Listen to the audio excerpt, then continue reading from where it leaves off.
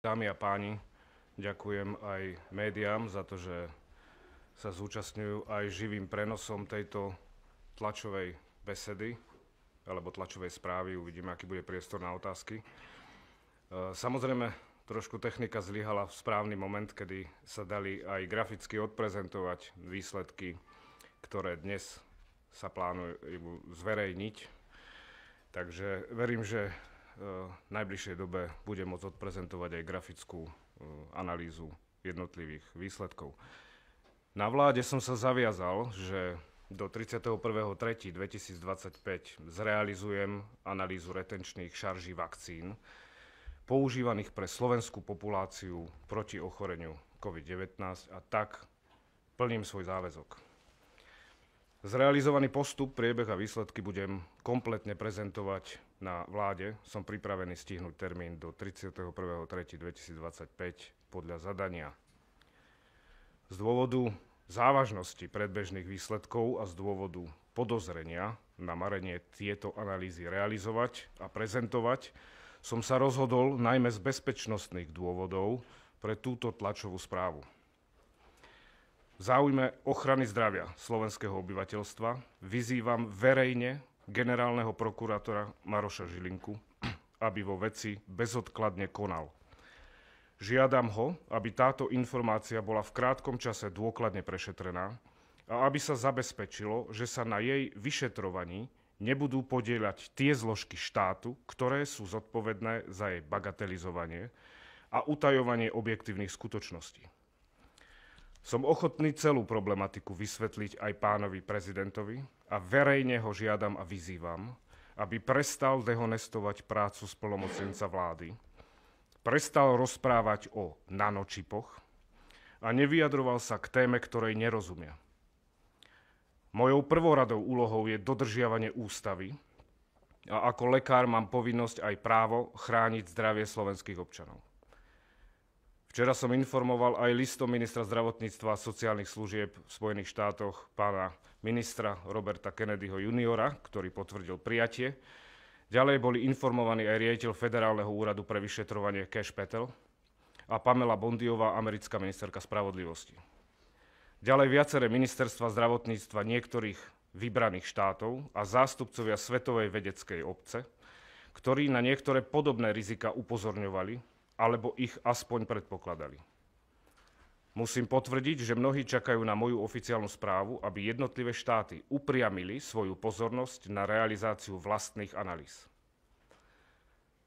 Bolo analyzovaných 34 šarží od spoločnosti Pfizer a Moderna do tohto času, ktoré boli uskladnené podľa správneho chladového reťazca a len tie, ktoré boli použité pre slovenskú populáciu v čase epidémie COVID-19. Dnes vám predstavím najpodstatnejší výsledok analýzy. Môj predpoklad, že sa vo vakcínach nachádza aj malé množstvo DNA ako kontaminácia, ktorá vznikla pri výrobnom procese, nebola potvrdená. Za to sa ospravedlňujem.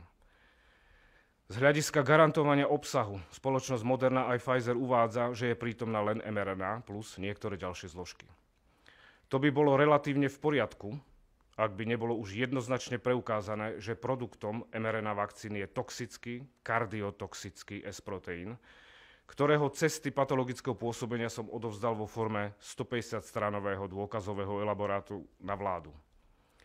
Rovnako pripravím tlačovú správu, aby som poradil aj pánovi Palkovičovi, šéfovi Úradu pre dohľad nad zdravotnou starostlivosťou, ako imunohistochemickými metódami odhalí odlíšenie prítomnosti S-proteínu syntetizovaného programom z mRNA vakcíny od nukleokapsidového proteínu vírusu SARS-CoV-2 a tak určil primárnu príčinu smrti.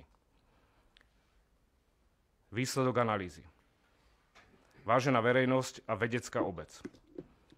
Výsledky analýzy všetkých, opakujem, všetkých analyzovaných šarží dokázali, že v každej jednej ampule sa nachádza enormne vysoké množstvo DNA, vektor, ktorý kóduje kazetu pre syntézu S-proteínu, ak nie aj iné proteíny.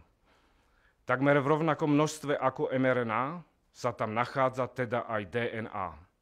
V V 3 prípadoch je dokonca obsah DNA vyšší ako mRNA. To už ani nemožno považovať za vakcínu mRNA, na princípe mRNA.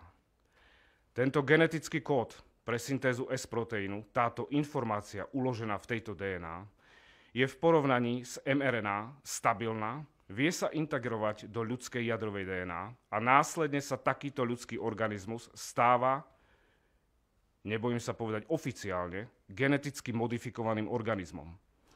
Geneticky modifikovaný organizmus je organizmus, ktorého genetický materiál bol úmyselne zmenený. Toto sa robí napríklad na kukurici a v medicíne je to v štádiu výskumu. Nejde teda o žiadnu kontamináciu vakcín, ale o účelové obrovské množstvo genetického materiálu, ktorý dokáže prechodne, tranzientne transfekovať ľudskú jadrovú DNA a táto transfekcia sa môže stať stabilnou a trvalou. Táto transfekcia môže s dostatočne vysokou pravdepodobnosťou ovplyvňovať aktivitu tumorsupresorových génov a spôsobiť vznik nádorových ochorení.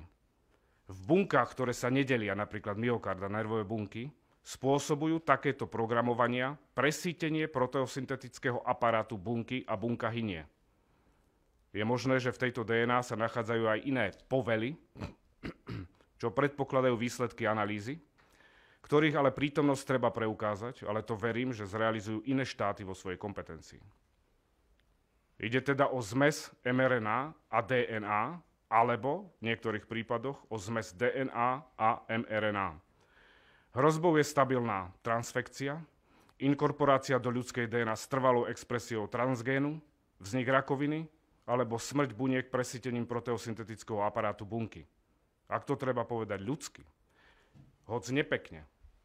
Moderna a Pfizer z očkovaných spravili geneticky modifikované organizmy, narábali s ľuďmi ako s kukuricou bez ich vedomia. Vysoký obsah DNA v takomto rozsahu je absolútne škandalózny a okamžite by malo byť zakázané použitie týchto preparátov v našej populácii. Tieto zistenia sú tak závažné, že generálny prokurátor by mal okamžite konať, vedecká obec by mala byť na poplach a všetci propagátori vakcíny by mali stiahnuť uši. Skromne, ale suverene povedané, sme jednou z mála krajín na svete, ak nie jediná, ktorá zrealizovala takéto analýzy a aj ich zverejňuje. Spravme niečo veľké a zaraďme sa medzi príklady. Tieto firmou negarantované súčasti obsahu vakcín by mohli byť použité plnohodnotne v súdnych sporoch s farmafirmami, rovnako by mohli poslúžiť Najvyššiemu kontrolnému úradu a iným zložkám štátu pre účely vypracovania postupu na odmietnutie vyplatenia sumy za predobjednané množstvo vakcín do roku 2026. My sme si totiž objednali malé osobné autíčko a oni nám dodali veľký bojový tank. Ostatné zložky vakcín sú síce podstatné, ale menej závažné. Budú súčasťou oficiálnej správy pre vládu Slovenskej republiky. Plnú zodpovednosť za vypustenie tohto toxického obsahu do ľudských bytostí a najmä našich detí nesie Šukl, ktorý sa ani neunúval zrealizovať bezpečnostné suverénne analýzy, pretože sa poslušne opieral o štekot EMI, rovnako ako sa opitý Šeliga opieral o múr krčmy v čase lockdownu, kedy sme my všetci boli zavretí doma. Nemám absolútne žiadnu dôveru v tie štruktúry tohto štátu, ktoré sú zodpovedné za tento škandál. Neviem si predstaviť, že by zodpovední priznali svoju chybu a urobia všetko preto, aby zdiskreditovali tieto výsledky. Preto som aj urobil niekoľko bezpečnostných opatrení. Toto je absolútny megaškandál a Slovenská republika bola prvá, ktorá na to upozorňuje oficiálne na úrovni vládneho splnomocnenca. Ľudia, a z nich dnes už mnohí pacienti, sa majú plné právo informovať, prečo im bola podaná génová terapia, ktorá má prinútiť telo produkovať toxín. Majú plné právo si vymáhať odškodnenie, ak je výsledok analýzy takýto. Slováci, my nie sme kukurica. Som zvedavý, či v informovaných súhlasoch je zmienka o tom, že pacient má podstúpiť génovú experimentálnu terapiu.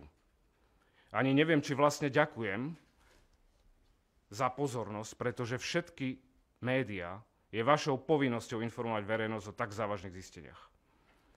Myslím si, že na rozpútanie ďalších analýz v kompetencii informovaných štátov to úplne postačuje. Je to absolútny škandál, ktorý pohŕda znalosťami vedy a právami človeka. Bola narušená integrita slovenského genofondu. Ďakujem za pozornosť.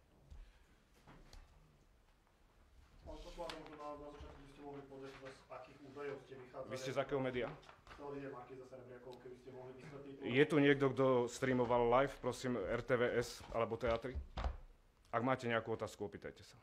Ja mám teatrajka. Nech sa páči. Takže na základe akých dôkazov bola vykonaná táto analýza? Analýza je dôkaz. Nebola vykonaná analýza na základe dôkazov. Tú analýzu vykonával? To vám nepoviem, to predložím generálnemu prokurátorovi v prvom kole. V prvom... Vy ste z akého média? Veľmi vážne informácie, presne tak.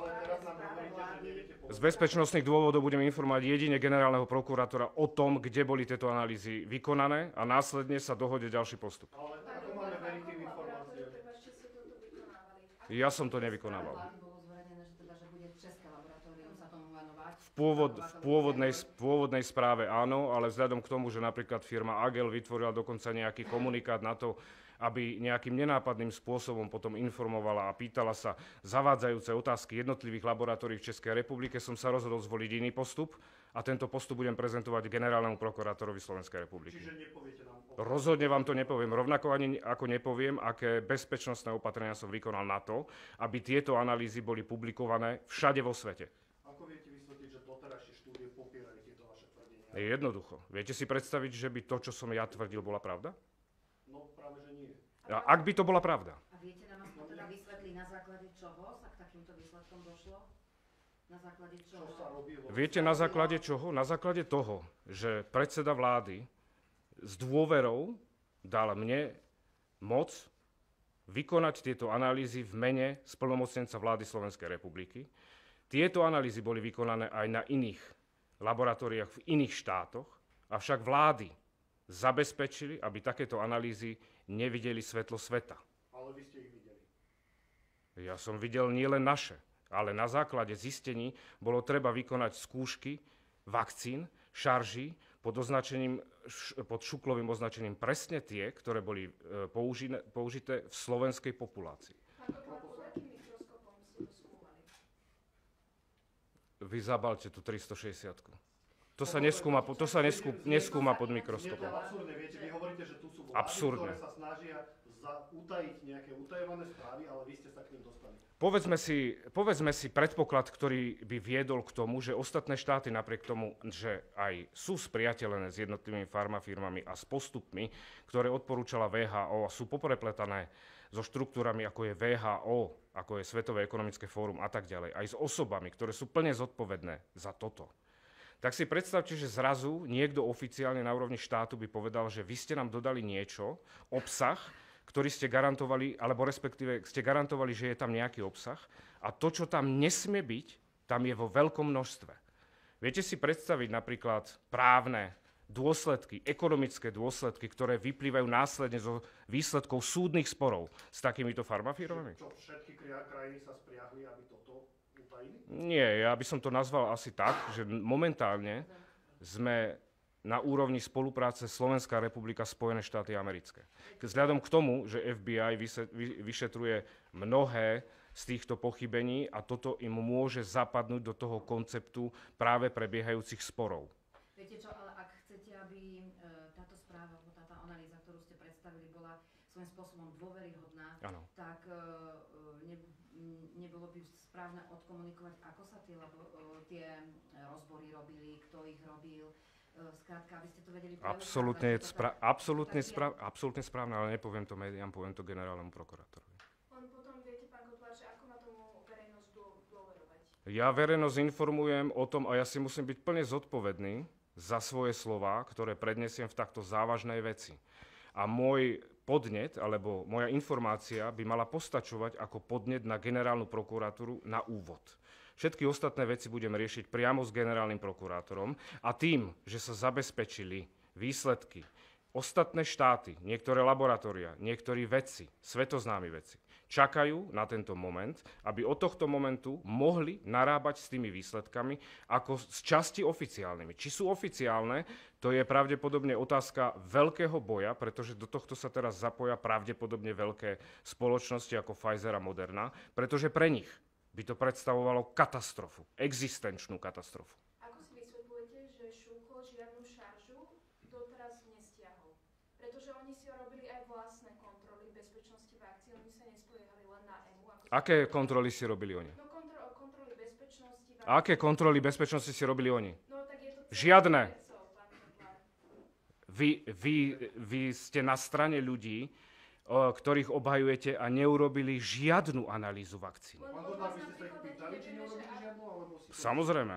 Ja mám informácie z každej štruktúry štátu, ktorá sa podieľa práve na tom, že prečo by to nemalo byť. Začína sa to v Národnom centre zdravotníckych informácií, ktorý nemôže za takýchto okolností zabezpečiť alebo oficiálne priznať, napriek tomu, že smeráckí vlci veľmi radi preberajú tému, ktorú som načrtol už začiatkom roku 2024 a ktorú som vlastne zabezpečil už koncom roka 2023, pretože údaje a dáta, ktoré sa zabezpečujú v Národnom centre zdravotníckych informácií, priamo súvisia s možným vzťahom jednotlivých ochorení alebo nárastom niektorých ochorení alebo potratov priamo s výrobnými číslami, ktoré sú uvedené na šarže. Z toho dôvodu, s touto informáciou tiež sa narába veľmi opatrne, ale ja môžem verejnosť ubezpečiť o jednom, že v roku 2023, koncom roka, som bol ja ten, ktorý zabezpečil, aby sa tieto dáta nevymazali a aby sa zrekonštruovali aj vymazané dáta. Nikto do nich nenahliada, nikto nemá do nich prístup. Nech nájde Slovenská republika spôsob, ako tieto dáta odtajniť a jedna z vecí, ako hľadať dôvody odtajnenia takýchto dát je toto vážne pochybenie a výsledok tejto analýzy. Jedna vec pomôže ďalšej. Pán Kotlár, miliardy ľudí sa už zaočkovali, prečo teda nevidíme to, o čom rozprávate? Možno budeme prví, ktorí spustia vlnu vyšetrovania a ja vám garantujem. Tam by mala že stúpnuť napríklad čísla onkologických ochorení podľa toho? Ja vám nebudem hovoriť nič bližšie. Je množstvo anonymov, ktoré ma informujú o jednotlivých skutočnostiach. Ja sa nehanbím použiť slovo anonym, pretože ja verím, že v istom momente budú môcť vstupovať do vyšetrenia a komisia, ktorá bola zvolaná, vytvorená na vyšetrenie covidu, sa začne konečne zaujímať aj o tieto podstatné veci, ktoré v najnebezpečnejšej miere ohrozujú ústavu Slovenskej republiky. Ekonomická trestná činnosť. Tá má v podstate čas. Tam papiere a dôkazy buď máte, alebo nemáte. Buď sa vymažú, alebo nevymažú. To je otázka minulosti. Ale do budúcna treba zabezpečiť, aby sa nepokračovalo v tejto činnosti, ktorá ohrozuje verejné zdravie. Od generálneho prokurátora čo očakávate? Koho by mal podľa vás stíhať? Ja od nikoho neočakávam nič. Uvidíme, ako bude generálny prokurátor konať. Ja nemám jedinú výhradu voči tomu, pretože v tejto veci sa momentálne začalo konať a toto je prvý podnet na to, aby aj generálny prokurátor z tejto informácie začal sám konať. Kedykoľvek som ochotný to vysvetliť komukoľvek, či predsedovi vlády, ktorého myslím, že mám plnú dôveru, či prezidentovi Slovenskej republiky, ktorý už tretíkrát, a inak by som to už nespomínal, rozpráva a dezinformuje verejnosť o nejakých nanočipoch. A samozrejme budem informovať plnohodnotne generálneho prokurátora. Pokiaľ budú pochybnosti o laboratóriu, kde to bolo vytvorené, tak rozhodne za bezpečných okolností sa zrealizujú nové. Sú tie výsledky replikovateľné? Replikovateľná je deoxyribonuklevá kyselina. Pri vedeckom výskume, že keď dojdete s nejakou analýzou, že tá analýza by mala byť nezávisle replikovateľná na podobných vzorkách. A mala by rovnaká hodnota výsledky, rovnaká aj v iných výsledok. laboratóriách alebo iným výskumníkom. Ak to verejnosť počúva, tak vám poviem jednu vec. Ľudia, urobili z vás kukuricu, láskavo sa spamätajte aj médiá. Súhlasím s vami. Budú sa snažiť kontrovať. Zo začiatku budú iba hovoriť, že Kotlár nemá pravdu, respektíve vláda nemá pravdu. A im to bude stačiť. Rovnako ako v mnohých iných prípadoch. Ja vám ale hovorím a garantujem vám jedno. Buď budeme Slováci prví, ktorí na to poukážu oficiálne, pretože na to poukázali aj iné štáty, veľké štáty a veľkí vedci. Ja nie som vedec. Ja iba reprodukujem to, čo som bol schopný pochopiť od vedcov, ktorí mi problematiku vysvetlili. Boli to slovenskí vedci alebo iné? Samozrejme, že aj slovenskí vedci. Pán Pán Kovar, Kovar, Peter nie je Madro, to- Radiožurnál, chceli sme sa Nech sa spýtať, páči. kto je odborným garantom tohto vášho výskumu a teda ako sa tá genetická modifikácia... V tomto kroku je odborná garancia práve štatút splnomocnenca vlády, ak dovolíte. Vy teraz neriešte to, že odkiaľ ten podnet vyšiel a či už je oficiálne uznaný ako dostatočne odborný. Ja som tu ten, ktorý dáva podnet na prešetrenie tejto skutočnosti a keďže nemám plnú dôveru v niektoré zložky tohto štátu na etážach spravodlivosti, postúpil som jednak svoje zistenia a jednak niektoré časti tohto príbehu Spojeným štátom americkým. Prosím vás, ako sa tam genetická modifikácia prejavuje? Ono Či čo možno v by bolo podstate dobre, tie- keby ste nám to nejako graficky a percentuálne vedeli možno aspoň do príloh do mailu poslať. Ide o to, Pán že- technika, neď, aby sme videli vlastne to zastúpenie tých jednotlivých A, látok. a keď sa Ja vám poviem jednu vec, ktorú prosím zverejnite vo svojich médiách. Toto je výsledok analýzy slovenských vakcín. Ukazujte. Priemerne. Moderna, obsah mRNA 10 na 9 až 10 na 10. DNA v Moderne 10 na 7 až 10 na 9. Pokiaľ by šlo o znečistenie po výrobnom procese, hovorili by sme o množstve 10 na 2, 3 maximálne. Toto je tak obrovské množstvo genetickej informácie, že to je možné smelo oficiálne označiť za génovú terapiu. To nie je žiadna vakcína. Tu teraz nehovorím o patologickom pôsobení S-proteínu, ktorý je produktom mRNA. Ten ide inou cestou. Ale inkorporácia DNA do ľudskej DNA z vás urobí geneticky modifikovaný organizmus a môže permanentne tvoriť S-proteín, ktorý je toxický, permanentne. Táto záležitosť sa môže aj dediť a môže spôsobovať iné závažné poruchy a ochorenia na rôznych úrovniach podľa toho, kde k tejto transfekcii dochádza, na ktorej úrovni tkaniva a tela.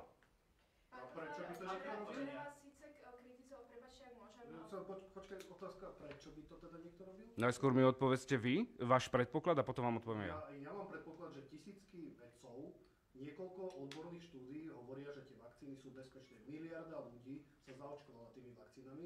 Vy nás teraz presviečate o opaku na základe analýzy, ktorú nechcete podložiť žiadnym menom, žiadnymi dátami, iba máme veriť vášmu tvrdeniu.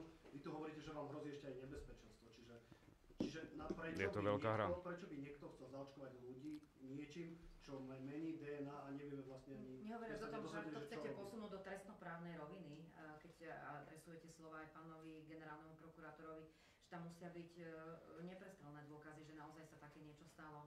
A ide o obrovský záber ľudí na Slovensku napríklad len. Prečo si myslíte, že práve Slovenská republika by musela byť tá, ktorej potenciál právny, celosvetový, by mal určovať, že či výsledky tejto analýzy sú pravdivé? Možno si počkáme na výsledky analýzy, ktorú zrealizuje FBI. A prečo to chcú tí ľudia, ktorí takto nafigurovali tie vakcíny? Čo je ich zámerom? No znie to šialene, ale je to jednoduché. Povedzte. Nepoviem. Prečo? Pretože to je tak jednoduché, že nemusím. Toto už začína byť absurdné. Vy poviete, že tu... Áno, je to absurdné. Je to absurdné. Zaočkujeme DNA, ale nepoviete kto, ani prečo, ani na základe čoho si to myslíte. Viete čo sa týka pandémie, epidémie COVID-19 spôsobenej umelo vytvoreným vírusom SARS-CoV-2, o ktorom nie je pochyb na najvyšších miestach, nie je to nikde publikované. Ale už aj pravda postupne priznáva, že už aj nemecké spravodajské služby začínajú vajatať. V konečnom dôsledku to zistíte. Zistíte, ako to bolo. Ale my by sme to radi zistili po vašich... Nie. Moje tvrdenia nemajú väčšiu potenciu ako informácia, ktorá má spustiť vyšetrovanie. Takže kedy to celý národ zistí? Dnes pri vysielaní vo verejnoprávnej televízii. No, len nemáte dôkazy, keď nemáme dôkazy. Lebo viete, Ja som není povinný vám predkladať dôkazy. Ja vám dôkazy nepredkladám, ja predkladám dôkazy generálnemu prokurátorovi Slovenskej republiky. To je všetko. Práve ste povedali veľmi vážne obvinenia, ale nechcete povedať B. To je ako No, keby som prečo povedal, by že to niekto ak toto poviem, že robil? kukurica spôsobuje smrť, tak to niečím podložím. Vy ste povedali, že vakcíny tu ovplyvňujú DNA, nepovedali ste, prečo by to niekto robil, nepovedali ste, na základe čoho to hovoríte. Aspoň nám povedzte, aké národnosti vedcov to robili. Či to boli len Slováci, či to boli Česi, či to bol nejaký väčší tím rôznych vedcov, tú vašu analýzu, že z čoho vyšla tá analýza? Táto spolupráca je tak rozsiahla, že nebudem toto komentovať. Či to bola Austrália, Brazília, či to bola Kostarika, alebo Argentína, či to bolo Ruská federácia, alebo Spojené štáty americké, Nemecko, Taliansko, Maďarsko, Česká republika. Samozrejme. Hádam si, nemyslíte, že Európska únia by umožnila niektorému z týchto štátov takto vystúpiť a oznámiť, že ich populácia bola zaočkovaná génovou terapiou. Pán Kotlár, nie je to vlastne iba prezident, ktorý vás včera kritizoval, ale aj ministri v minulosti už vás kritizovali za to, že stále nepočujú nejaké dôkazy o tom, ako sa hospodárilo počas pandémie, ale stále počúvajú iba túto zdravotnú stránku. Tak necítite nejakú frustráciu z toho, že vás vaši koaliční partneri nepočúvajú? A vlastne doteraz vaše tvrdenia nejak nezapracovali? Prečo by som mal cítiť frustráciu, keď ma počúva predseda vlády Slovenskej republiky a minister zdravotníctva Spojených štátov amerických? Na druhej strane chcem povedať, že ministerstvo zdravotníctva Slovenskej republiky je plne súčinné. Chválim robotu ministra zdravotníctva Slovenskej republiky a upozorňujem na to, že on je jeden z tých, ktorí sa snažia túto problematiku pochopiť a myslím si, že je aj trošku detašovaný od celého politického diania a vykonáva si svoju robotu dobre.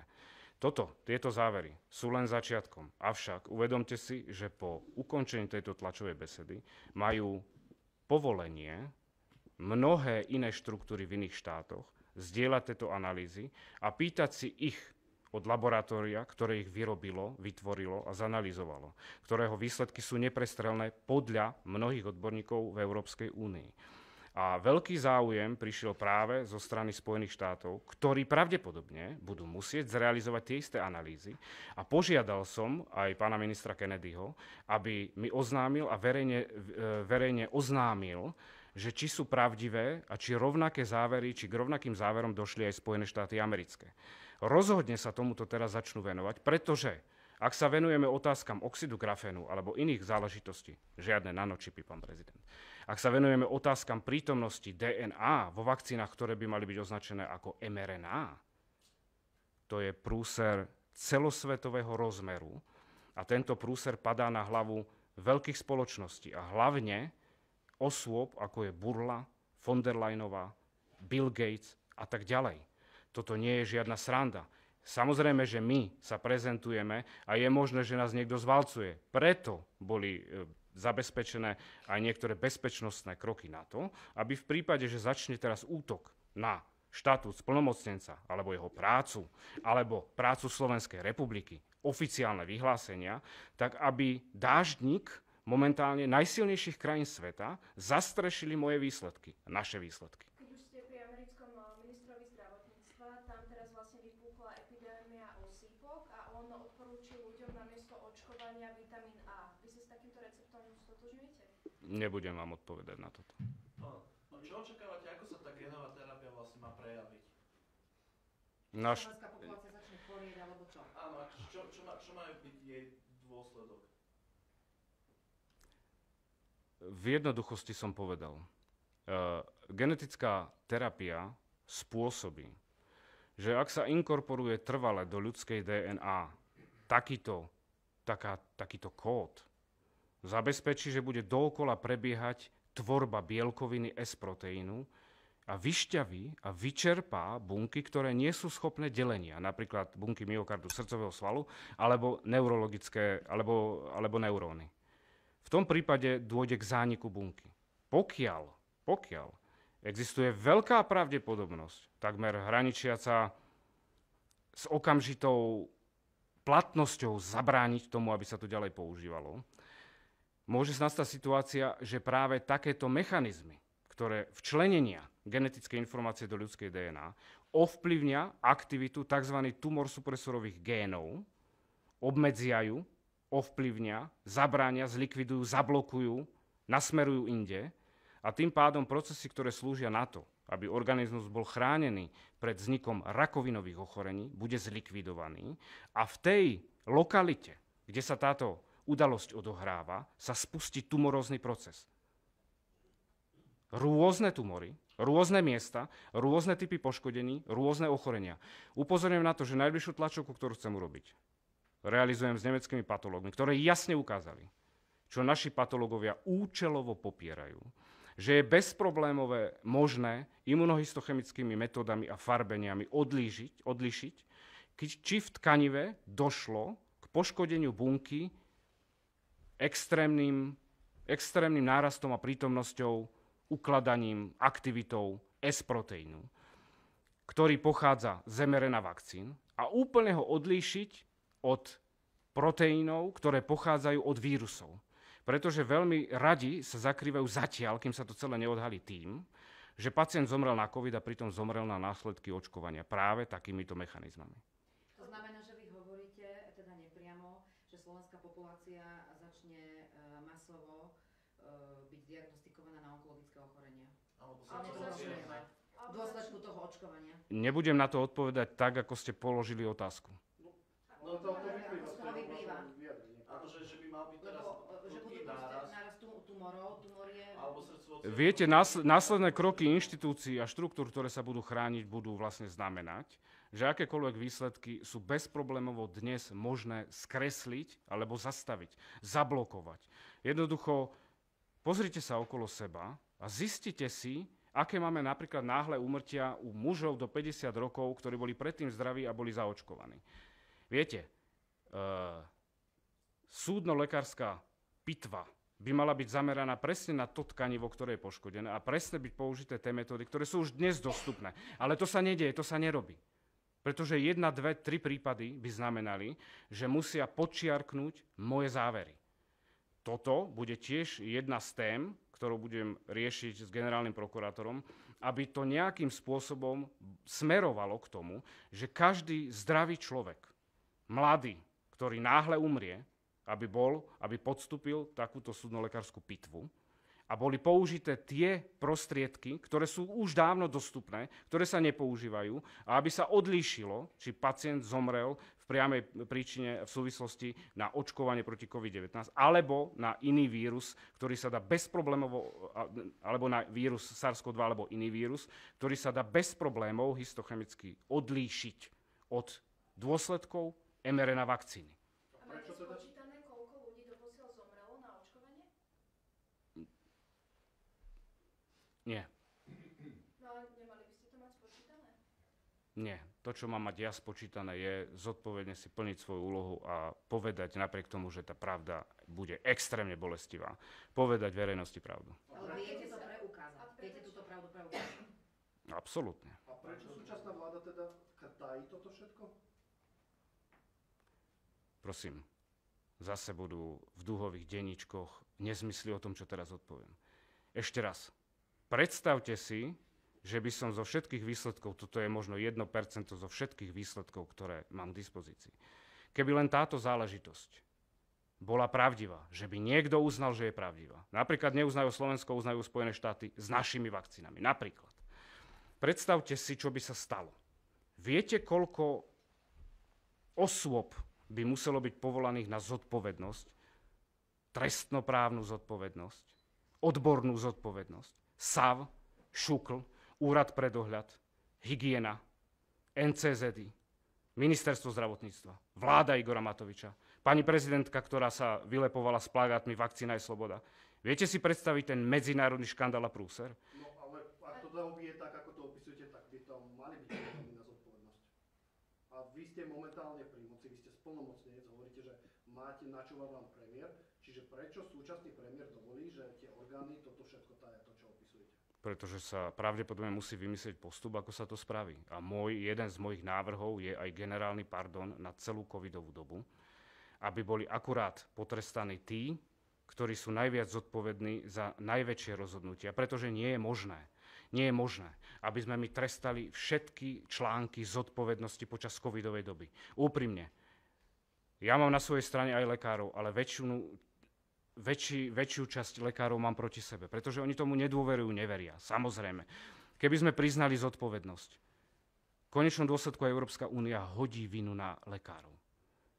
A už sa to aj deje. To znamená, že lekár bude zodpovedný za to, že podal génovú terapiu osobe, zavádzal ju a mal si zistiť autonómne, o čom tá vakcína je. Ja, keby som bol lekár, tak možno za takých okolností, keby som nebol na správnom mieste, v správny čas, rovnako by som sa pridal k skupine, ktorí by sa možno dali zaočkovať. To nie je len otázka toho, že my sme múdri a oni sú hlúpi.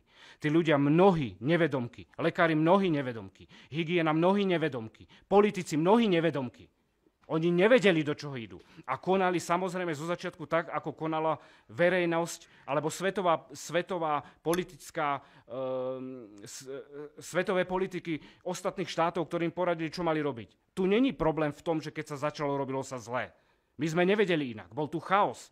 Ja nevyčítam oddeleniam, že nevedeli, čo majú robiť. Ale ja dneska aj poznám dôvody, kvôli ktorým je nadúmrtnosť. To nebol SARS-CoV-2.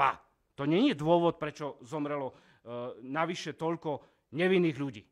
To znamená, že ak my túto vec začneme riešiť krok za krokom, k čomu materiály mali odo mňa pripravené už pred rokom, tak sa stane to, že budeme musieť postaviť nové väznice a zavrieť extrémne veľa ľudí. Na čo je to dobré? Pretože ja som sa zachránil v úvozovkách iba tak, že som sa zľakol. Ľudia, ktorí sa dali zaočkovať, rovnako sa zľakli. Vystrašili sa, lebo si povedali, ja chcem byť zaočkovaný, lebo chcem žiť. A ja som sa nedal zaočkovať, lebo som chcel žiť. Ten istý princíp, ten istý vzorec. Kedy tu dôjde k nejakej náprave a odpusteniu spoločnosti? Čo to robíme? Prečo ale potrebujete vymýšľať postup, ako to budete robiť? Ak je tam vážny problém, ako hovoríte, tak transparentne o tom informujte aj o tom, kto to robil, tú analýzu. To nie je na mne. To nie je na mne. Nechcem ísť do tohto. Nie je to na mne. Mnohí v tom... Ale ak je to naozaj preukázateľné, postup jednoduchý, tam netreba nič vymýšľať. Trestnoprávna dohra sama príde, ak je na to dôvod, ak sú na to dôkazy. Viete čo, najvyššie etáže tejto pyramídy, ktoré rozhodovali v Európe, dajme tomu, že to bola postupnosť, reťazec, poviem príklad, Merkelová, Matovič, Mikas napríklad, tak ja som schopný povedať, napriek tomu, že som veľmi nahnevaný, že sa to správny čas nezastavilo, k tomu ešte poviem jednu vec, že ani jeden z týchto článkov vôbec netušil, do čoho ide. To je môj názor. Čo sa týka toho, že keby sme mohli povedať, kedy a kde sa to malo zastaviť a zrealizovať takéto analýzy, aspoň kvôli bezpečnosti, tak to mali byť lekári a ten Vysolajský, ktorý žmúrka ako sovička, pokiaľ ide o politickú objednávke kvôli platom, zvýšeniu platov. Ja nemám nič proti lekárom, ale oni v tej dobe mali povedať pozor, pandémia, epidémia, alebo akokoľvek to nazvete, nechytajte ma za slova. My sme lekári a my zastavujeme politický proces, ktorý sa snaží riešiť vec, ktorá je medicínska. Preto sa dneska aj čudujem aj súčasnej vláde, že rieši len ekonomické problémy. Samozrejme, životná energia ľudských rúk, ktorá sa investuje do HDP, je potom vo finále rozkradnutá štruktúrami štátu. Ale treba si uvedomiť, že pokiaľ nebudú ľudia zdraví, tak HDP nebude žiadne. Takže áno, venujme sa ekonomickej trestnej činnosti. Momky, podnet na momky som dával už niekedy v apríli roku 2024 na finančnú správu. Ani odpoveď som odtiaľ nedostal. Teraz samozrejme sa riešia momky. Riešme to, všetko to riešme. Riešme ekonomickú trestnú činnosť. Zavrime zlodejov, všetkých z predchádzajúcich vlád, súčasných vlád, to je jedno, mne to je jedno. Ja som lekár, splnomocnenec vlády a ja mám dodržiavať ústavu. Mojou najväčšou povinnosťou je upozorniť štát, že sa dejú dve veľmi závažné porušenia ústavy. Za prvé, vážne ohrozenie verejného zdravia, dlhodobo, trvale a pokračujúco, a ohrozenie suverenitou štátu podpisom dvoch extrémne nebezpečných medzinárodných dokumentov, medzinárodných zdravotných predpisov a pandemickej zmluve, ktorá bude centralizovať moc do WHO a bude napomáhať k monopolizácii pre spoločnosti ako Pfizer a Moderna, ktoré vám pichali ako kukurici génovú terapiu. To je moja úloha. Pán Kotlar, ja by som si chcel ešte spýtať, že tej DNA, ktorú ste tam našli, že či tá DNA je ľudská. Prosím, nechcete, aby som vám odpovedal na to. Ja sa ospravedlňujem, ale neurazite sa. Ja sa nemôžem vyjadrovať k témam, ktorý nerozumiem. Prosím vás, nepýtajte sa, nekladte otázky, ktoré sú v úplnom rozpore. Vy nemáte znalosti, ktoré ja ako lekár, ktorý všeobecný lekár som musel študovať biochémiu, infektológiu, epidemiológiu a tak ďalej. Nerobte si srandu z mojich záverov a prosím, neurazte sa, táto otázka je položená absolútne nesprávne. Môže pochádzať z akéhokoľvek iného organizmu a ak je transgénne členená, automaticky sa stávate oficiálne vo Wikipédii geneticky modifikovaným organizmom, tak ako kukurica. Že či ste našli tam aj v rámci tej analýzy aj mechanizmus, ktorý vlastne toto DNA, keď je začlenené, spúšťa, lebo ako viete, tak nie vždy sa všetky gény spustia alebo prejavia aj tie, čo máme treba. Zase zle položená otázka. Ten mechanizmus je dávno známy, on je predefinovaný, je absolútne jasný, pokiaľ tam nájdete takýto vektor, informáciu, kód, informáciu, ktorá už presne robí stále to isté. Ona nerobí v iných prípadoch, pokiaľ by šlo o iný kód, keby ten kód kódoval proteín. Neviem, nejaký iný, alebo inej časti vírusu, tak ten mechanizmus je stále rovnaký. Ale to na tejto pôde ja vysvetľovať nejdem. Ja to kľudne vysvetlím pánovi prezidentovi, aj generálnemu prokurátorovi. A máte už nejaký čas, kedy im to chcete vysvetliť? Viete čo, ešte raz ospravedlňujem sa verejnosti, že tie kroky boli takto podniknuté. Najskôr som zabezpečil výsledky cez bezpečnostné prvky. Teraz som oznámil verejnosti nové skutočnosti. Do 31.3. sa budem uchádzať so svojou správou na vláde Slovenskej republiky s prednesom a tam, pokiaľ mi dajú priestor, tak vysvetlím všetky hrozby, ktoré sa týkajú. A tam budú samozrejme aj výsledky iných typov analýz, ale táto je najzávažnejšia. Tento výsledok je najzávažnejší. Vzhľadom k tomu, že... Generálnu prokuratúru dokedy predložíte? Na generálnu prokuratúru, aby mohla konať a všetko preveriť? Čoskoro. A čo robíte, pán Kotlár, keď vláda vašu správu neakceptuje? Nemusí. Neplánujete odstúpiť? To už ste v minulosti... Áno. Moment. To plánované odstúpenie samozrejme úzko súvisí s touto záležitosťou. Keďže v prvom kroku, keď som bol vymenovaný za splnomocnenca, bolo z ministerstva zdravotníctva zaviazané v uznesení, že zrealizuje analýzu retenčných šarží, tak sme sa dohodli, že zaviažem sa ja, pretože nedôverujem jednotlivým zložkám, ktoré by túto analýzu mohli realizovať. A oprávnene im nedôverujem. Aha, čiže vy by ste odstúpili len, ak by ste nepreukázali tieto veci, ktoré ste dnes preukázali? Odstupujem, ako náhle Slovensko príjme 2 medzinárodné dokumenty IHR a pandemickú zmluvu, alebo ak neakceptuje, dôsledne neprešetri a nepreukáže, že som sa mýlil, pretože táto správa má byť správou oficiálnou. Toto nie je správa ortopéda, toto je správa významného Európskeho analytického centra, ktorý pracoval pre objednávku splnomocnenca vlády Slovenskej republiky a výsledky mi doručil pred pár dňami. A čo sa týka vôbec hospodárenia počas pandémie, tomu sa už vôbec nevenujete? Čo sa týka hospodárenia, viem presne nasmerovať všetky zložky tohto štátu, kam sa majú pozerať, avšak upozorňujem vždy, že ako náhle oni hľadajú len ekonomický dôvod, za čo treba postúpiť túto trestnoprávnu zodpovednosť, hľadať vinníkov a odsúdiť ich, tak ako náhle pridáte k tomu aj medicínsky aspekt, tak sa potencia závažnosti tohto činu veľmi zvyšuje. A to je veľmi dôležité, pretože išlo o medicínsku záležitosť, nielen ekonomickú. To znamená, že napríklad, ak sú problémy s nákupom testov, to je jedna časť zodpovednosti. Ale ak sú problémy s nákupom testov a okrem toho tie testy neodlíšili vírus chrípky od SARS-CoV-2 a bol ten človek označený za pozitívneho na COVID, to je ďalšia časť toho istého príbehu. Dobre, čiže vy zastrešujete už len tú medicínsku stránku? Viete čo, momentálne zastrešujem len toto, pretože nemám pocit, že by v súčasnej situácii bola vôľa a možno aj oprávnenie sa pustiť do takejto závažnej problematiky. Malo sa to vykonať do roka. Len toto vláda od vás neočakávala, viete? Mňa nezaujíma, čo očakávala odo mňa vláda. Čo odo mňa očakávala vláda? V mojom štátu... Manažovanie zdrojov neznamená... Čo znamená manažovanie zdrojov, prosím? Zdrojov. Môže byť zdrojom napríklad aj genetická informácia, ktorú pichnete do celej populácie? Manažovanie počas pandémie, celý manažment. Áno. fungovali MOMky. Teraz sme pri manažmente tom, ako sa obstarávali vakcíny, aká sa robila kontrola na šukli a ako sa robilo vpravovanie genetickej liečby do ľudí, či bol informovaný súhlas. Toto riešim. Ja riešim manažovanie momentálne tohto príbehu. Aby som rozumel, ako chcete byť ďalej súčasťou tejto vlády, ktorá naďalej očkuje týmito vakcínami, o ktorých hovoríte, že spôsobuje prepis DNA ľudí? Viete čo, ja musím byť v prvom rade súčasťou dodržiavania ústavnosti. Ak by sa... To som nepovedal. Tieto upozornenia majú smerovať na tom, že ústava porušená bola. Rovnako ako Mikasové vyhlášky boli protiústavné, ale treba si aj uvedomiť, že všetko končí na verdikte súdov. Ak súd má iný výklad práva, dobre.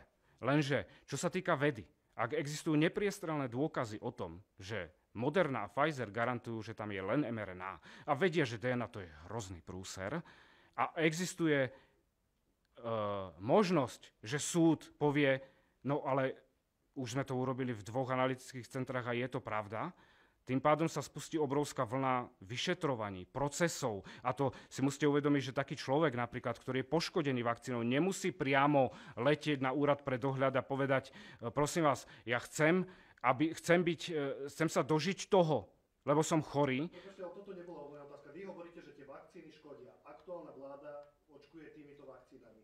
A vy napriek tomu hovoríte, že ostávate naďalej. Čiže vy by ste na to som upozorňoval. Na dvere ministra. Nie?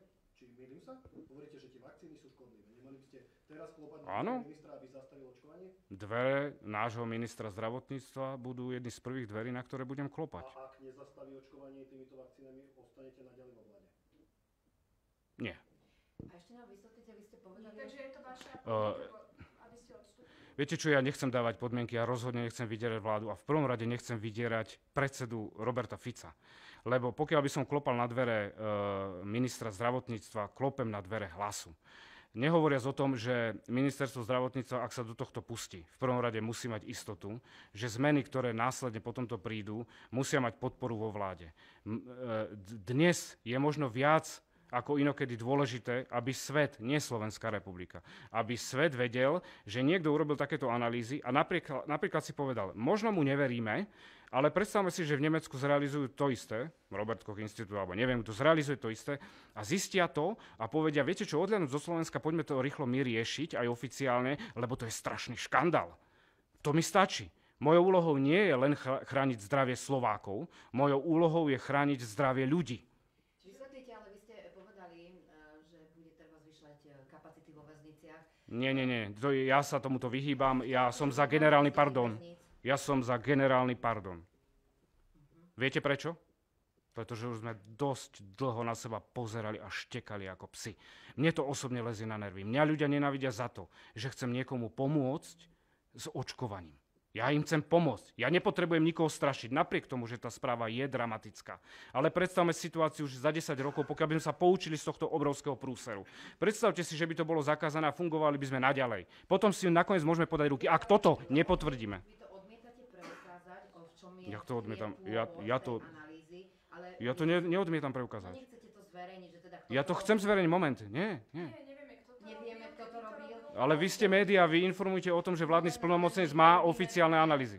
Vy ste médiá, vy nie ste generálny prokurátor. Ja vám tie informácie... Viete si predstaviť, čo toto urobí s ľuďmi? Áno. A viete si predstaviť, čo by to urobilo s ľuďmi, keby o tom nevedeli? Ktorú nemajú preukázanú? Ľudia sa majú dozvedieť pravdu a generálna prokuratúra má konať na základe podnetu, ktorý bol mediálne odprezentovaný pri tejto tlačovej správe. Ak sa to nestane, bez problémov som ochotný vzdať sa svojej pozície, pretože není dôvod, aby som tam bol. Moja úloha je ukázať na centralizáciu moci WHO a nebezpečenstvo, ktoré vyplýva zo štruktúr, ktoré ju financujú, presne chcú docieliť to isté, čomu sme nezabránili a poškodzovanie ľudského zdravia, čomu sme nezabránili pri predchádzajúcej pandémii. Pandémia, alebo respektíve epidémia veľkého rozsahu, spôsobená umelo vytvoreným vírusom SARS-CoV-2 tu bola. Vy ste niekoľkokrát hovorili, že vám hrozí teoreticky nejaké nebezpečenstvo, že chcete k tomu predísť, čiže kto konkrétne by vám mohol predstavovať nebezpečenstvo? Modlím sa k Pánu Bohu, nech ma ochráni. To je všetko. Nepotrebujem ani ochránku. Pustili sme sa do veľkej hry. Toto budú dôkazové materiály, ak nie na úrovni nášho štátu, ale iného štátu, že Moderna a Pfizer má na krku extrémny prúser. To sú otázky miliárd. to sú nie otázky stoviek miliónov, to sú obrovské prúsery a problémy, závažné veci, z ktorých bude vyplývať aj množstvo súdnych sporov, pri ktorých sa pravdepodobne z takýchto výsledkov nakloní súd nakoniec, nakloní svoje váhy na stranu poškodeného človeka. Čiže čo, farmafirmy sa vás pokusia spáchať atentát? Viete čo, nepomáhajte veciam. Rozhodne farmafirmy sú mi v petách od začiatku, ako som začal plniť svoju úlohu. A vy teda čakáte, že na základe týchto vašich výsledkov alebo poukázaní sa toho možno chytia teda ostatné štáty nejaké a začnú robiť možno podobnú analýzu, alebo teda... Nechytia, oni sa už chytili. To je jedno z bezpečnostných prvkov, ktoré som zariadil. Ktoré vedecké týmy sa toho už chytili alebo chytia? Není podstatné, vy keď sa rozhodnete, tak ich označíte za dezinformátorov. Čo ak ľudia začnú podávať hromadné žiadosti o odškodné? Kto to bude platiť? Štát sa snaží konsolidovať v mojom nejaké uznesení- výsledky tohto typu? V mojom uznesení je pripravený návrh na zriadenie fondu na odškodnenie obetí po očkovaní. Následne bude musieť byť ozdravené vedenie Úradu pre dohľad nad zdravotnou starostlivosťou. Budeme sa musieť vrátiť k správnemu analýzovaniu a správnym miestam, ktoré treba z tela mŕtvého človeka postúpiť na histopatologické vyšetrenie, pretože to je účelovo nerealizované. Následne z toho budú môcť byť vyvodené dôkazy o priamej súvislosti, že príčinou smrti bol následok boli procesy, ktoré spustilo očkovanie. A potom priamo z tohto fondu by mali byť obete odškodnené. Napríklad v Rakúsku sa to realizuje aj dokonca vyplácaním doživotnej renty a tam tých prípadov je veľmi veľa. My sme jedna z mála krajín, preto jednou súčasťou uznesenia, ktoré som dal na vládu naposledy pred vyše mesiacom, bolo aj návrh zriadenia na fond, ktorý pre odškodnenie obetí, ktorý majú takmer všetky členské štáty, len Slováci nie. A to práve preto, že nehajú človeka vykrvácať finančne na opletačkách s právom a súdmi a čakajú, kým sa minú všetky právne možnosti, aby sa mohol obrátiť na Európsky súd pre ľudské práva, tak ako sa to stalo aj v prípade poslanca pána Pašku, kedy Úrad pre dohľad nakoniec musel vydať posledné 2 strany pitevnej správy, kde tam oznámil, že je to dôsledok očkovania. Naťahovali sa. Fond na odškodnenie obetí po očkovaní má slúžiť na to, aby sa ušetrili verejné financie, aby nebolo doťahovanie s Úradom pre dohľad, s Ministerstvom zdravotníctva, ale aby Úrad pre dohľad podľa správnych postupov jednoznačne určil, či šlo o priamu príčinu úmrtia, očkovanie, a následne by mal byť odškodnený z fondu, ktorý by sa mal založiť, taký fond. Vy vykonávate túto vašu funkciu splnomocnenca vlády ešte popri vašej funkcii poslanca Národnej rady, poberať za to aj riadny plat, tak aby sme si to vedeli predstaviť, že koľko času vám zaberá skúmanie týchto šarží a celkovo vaša práca splnomocnenca. Ako veľa času tomu venujete? Ja mám vyplatenú mzdu zhruba v hodnote 870 eur mesačne za prácu splnomocnenca vlády a vykonávam ju vo všetkom voľnom čase, kedy sa nevenujem práci poslanca Národnej rady. Takže veľa času. Kedy potom oddychujete, keď vo všetkom? Mám pocit, že si to zaslúžite aj vy vedieť, ako to je. Ja potom, keď ukončím svoju úlohu, a mojou prvoradou úlohou je ochrana ústavy, nie zákonnosti. Ochrana ústavy v tých 2 krokoch, ktoré som vymenoval, ja si rozhodne chcem potom oddychnúť a nemám dôvod ďalej pokračovať v práci, pretože Slovensko bude relatívne zachránené v prípade, že príde nová pandémia. Okrem toho, spolu napríklad s riaditeľom Úradu verejného zdravotníctva pripravujeme novelizáciu definície pandémie a záležitosti, ktoré ochránia slovenských občanov pred tým, aby sa nemohla zneužiť politická moc na vyhlásenie núdzového stavu len tak na základe hociakej jednej vety, ale na základe poriadnych parametrov. Nie je to môj rozmar, je to ochrana vás a nás